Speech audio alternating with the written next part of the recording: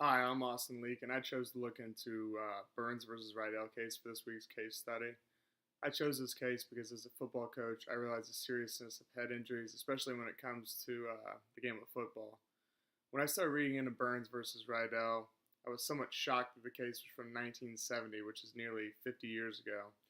This shows me that football head injury cases aren't some new thing, as some people might think due to its recent popularity.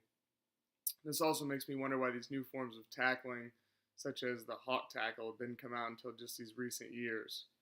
Not only have the techniques gotten better, but the helmets have as well.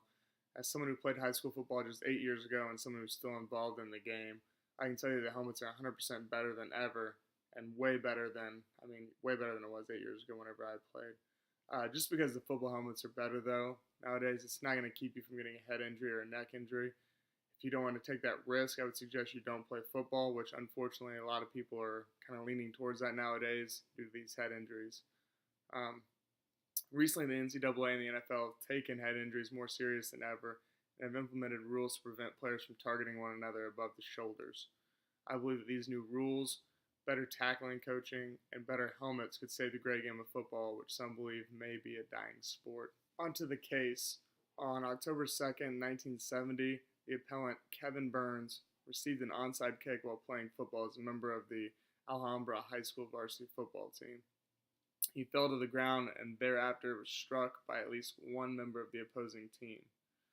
In their first amended complaint, appellants alleged that the helmet manufactured by Apelli, a corporation involved in the manufacture and sale of football helmets nationally, was defective by design and manufacture, and by reason of such defects was inherently dangerous to the user. The appellants also charged the appellee with the failure to provide a warning of the defects.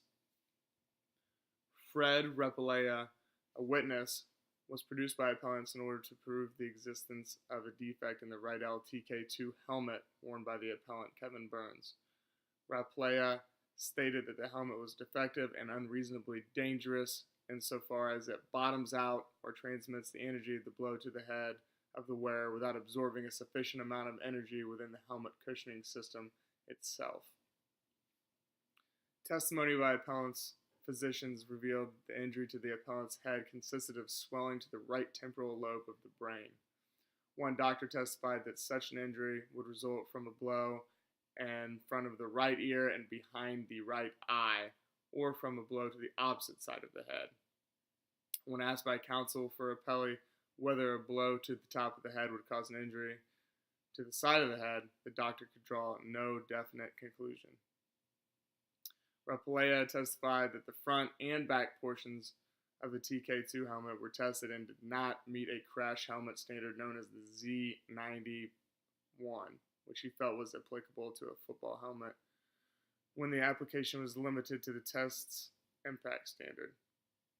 Another of appellant's witnesses, Anderson Irving, testified that the TK20 failed the Z91 impact test in terms of energy absorbing characteristics in the forehead, rear, and temporal areas of the helmet.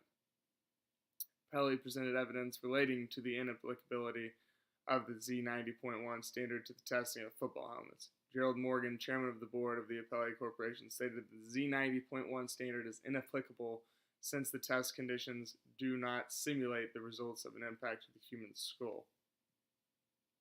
Appellee further established on cross-examination that the top of the TK2 helmet had not been tested by appellant's experts. Mr. Rapalea concluded that the top of the helmet was the best place to be hit from the point of view of rating the effectiveness of the suspension system. The relevancy of the focus on the effectiveness on the top of the helmet with respect to its energy-absorbing characteristics was developed by Appellee in its analysis of a moving picture film of the game, which includes shots of the accident. Appellee argued on its motion for a directed verdict that there was no proof of a defect in the TK2 helmet, nor was there proof that a defect in the helmet caused the injury. Support for these arguments was provided by means of the game film and the testimony of Coach Hakes. Appellee argued that the game film shows a clear top of the helmet to top of the helmet impact. Coach Hakes testified that the two players hit head-to-head. Appellee concludes that since the top of the helmet is not defective and since the film shows a blow to the top of the head, it is clear the injury was not caused by a defect to the helmet. The trial court found that the film clearly demonstrated that the impact was not a frontal impact, nor was it at the base, nor was it at the ears of the helmet. Thus, the court stated reasonable minds could not differ as to the place of impact. In its conclusion, the trial court further held that since the strongest portion of the helmet, which is the top, was not tested, it would be mere speculation on the part of the jury to determine that the top of the helmet was defective. The trial court therefore directed a verdict for appellee.